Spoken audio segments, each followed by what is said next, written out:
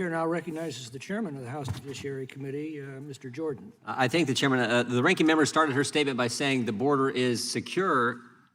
Really? More than 5.5, more than 5.5 million illegal aliens along the southwest border have been encountered since Joe Biden took office. 2 million of these illegal aliens have been released into American communities, and more than 1.5 million known illegal gotaways have successfully crossed the southwest border undetected. These include criminal gang members, drug dealers, and individuals on the terrorist watch list. That is not a secure border. That is not a closed border. I never said that. I never started my statement that with is a secure border. And Mr. that Chairman, has happened I'm because just on day one, I'm correcting the record because you stated something that was not true. Thank you, The Mr. general Chairman. lady should know that interrupting a member without making a valid point of order is against the rules of the committee. Lie about what I said. The time belongs to the chairman. Chairman's recognized. I would just point out the gentle lady said Republicans say the border is open. She said that's not so. Is that so? What does that mean? If it's not open, is it something that's not secure, not closed? I would just saying what she referenced in her opening statement. Day one of this administration, they stopped construction of the wall, they ended remain in Mexico, and they put back in place catch and release. Day one. That is why we have the situation we do. In that same time period I just talked about, 28 months of this administration, over 43,000 pounds of fentanyl have been seized at the southwest border, with an unknown amount making it into our communities. There's also been an uptick in the number of individuals on the FBI terrorist watch list.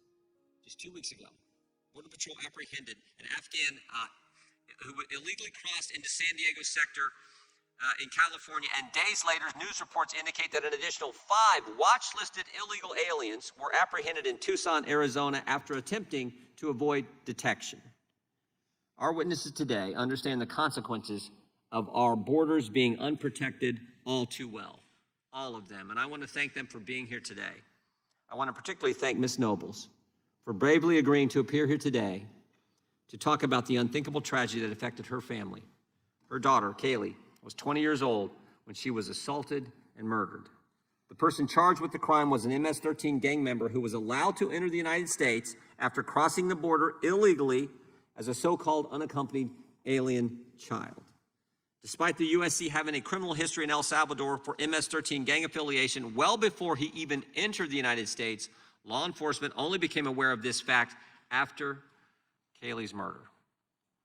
Why not until after Kaylee's murder? Because prior to the murder, no one in this administration bothered to check into the UAC's criminal history in his home country.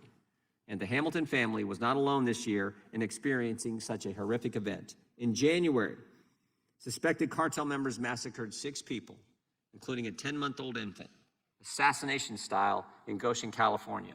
In April of this year, a nationwide manhunt ensued after a man who had been deported on 4 separate occasions killed 5 people, including a 9-year-old boy. It's well past time that we enforce the law, secure our border, and we should pass, the Senate should pass, the bill that we passed in the House just a few weeks ago so we can get our border under control and secure. With that, Mr. Chairman, I yield back.